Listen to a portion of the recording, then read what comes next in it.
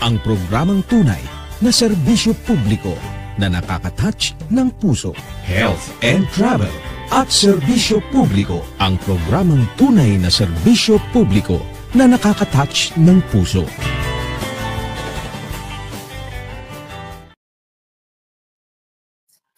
Nagpapatuloy ang paghahatid natin ng tamang impormasyon at tamang serbisyo.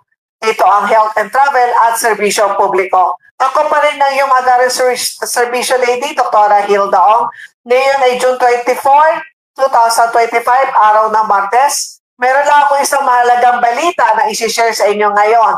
Ang PhilHealth nagbigay po ng babala, mag-ingat sa scam messages gamit ang pangalan ni Acting President and CEO Doc Edwin Mercado.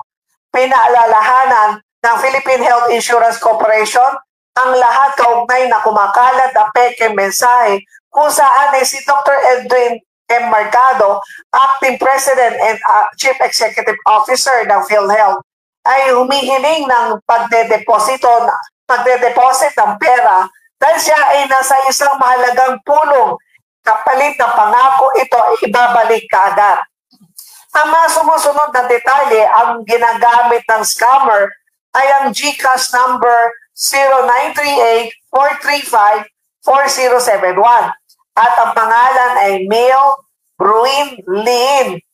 Viber name, tapos ang ginamit na Viber name ay PCEO Mercado Edwin M na may Viber number 0961-829-6586.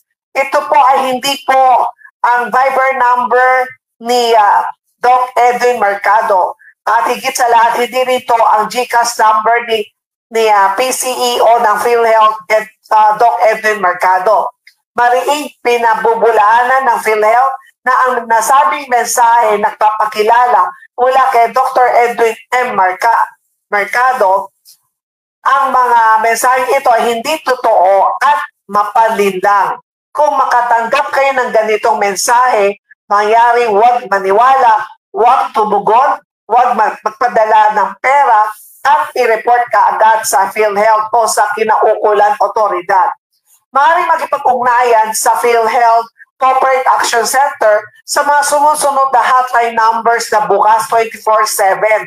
Ang landline number 02-8662-2588 at ang smart number 0998-857-2957 o 0968-865-4670.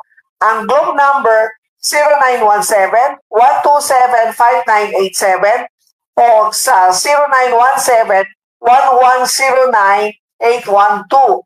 Maging mapagmatsyat at magtulungan tayo upang mapigilan ang pagkalat ng mga scam na kagaya nito. So ang pwede natin bigyan ng tayo o tips sa lahat na nakikinig at nanonood.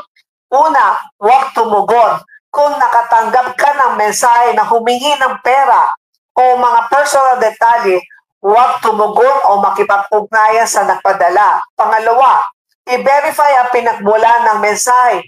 Kung nakatanggap ka ng kahina-hinalang mensahe mula sa isang taong kilala mo, mangyari makipag-ugnayan ka agad sa kanila sa pamamagitan ng pagtawag sa telepono upang kumpirmahin kung nagpadala sila ng mensahe. Huwag po kayo mag-reply sa message. Tawagan nyo mismo kung sino yung taong ginagamit nila yung pangalan. Let's say, ginamit niya ang pangalan mo.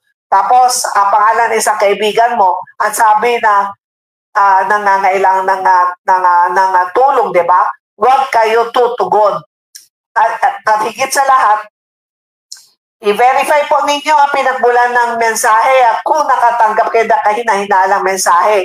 At iulat ang scam. Kung makatakbo ka ng mga mensahe ito, mangyari iulat ka agad ang mga ito sa Facebook o Viber upang malaman ang mga kaibigan ninyo sa Facebook o Viber at maiwasang maging biktima at makatulong na protektahan sila. Kapag meron na po nag-message sa inyo na nangihingi ng pera, ginagamit ang pangalan ninyo, let's say, binibiktima, let's say, kunwari ako, ginamit nilang pangalan ko, tapos doon sa mga friends ko, hihingi sila ng pera. So ang gagawin ko, magpo-post na kagad ako sa Facebook page ko na meron na hack ang aking account at meron nang hihingi ng pera. Wag na wag po kayong magbibigay ng pera. Yan ang dapat ninyong gawin. At ika-4, ipakalat ang scam messages. Ibahagi ang mensaheng ito sa iyong mga kaibigan at kapamilya upang ipaalam kagad na may gumagamit ng iyong pangalan at makatulong na maiwasan ng iba pa para maiwasan ng iba ma-scam. Kasi iba, nauuna yung pagbibigay ng pera bago magtanong, pinadala na kita ng pera at tapos magugulat ka, siyempre magugulat ang kaibigan mo, ha? Hindi ako hindi ako naghihingi ng pera sa iyo. So yan ang isang special announcement mula po sa PhilHealth. Kaya maraming salamat po sa pagsama po ninyo sa pang-mag-test na edisyon ng programa naghatid ng tamang impormasyon, tamang serbisyo at inspirasyon. Ito ang Health and Travel at Serbisyo Publiko. Sa ngalan ng aking writer-researcher na si William Maglente, ako pa rin si Dr. Hilda Ong, ang iyong Agaran Serbisyo Lady, na naghatid ng isang maganda at makabulang araw para sa iyo at sa mahal sa buhay. Bye! Health and Travel at Serbisyo Publiko. Serbisyo Publiko with Dr. Hilda C. Ong. Ang programang tunay na serbisyo publiko na nakaka-touch ng puso. Health and Travel at Serbisyo Publiko. Ang programang tunay na serbisyo publiko na nakaka-touch ng puso.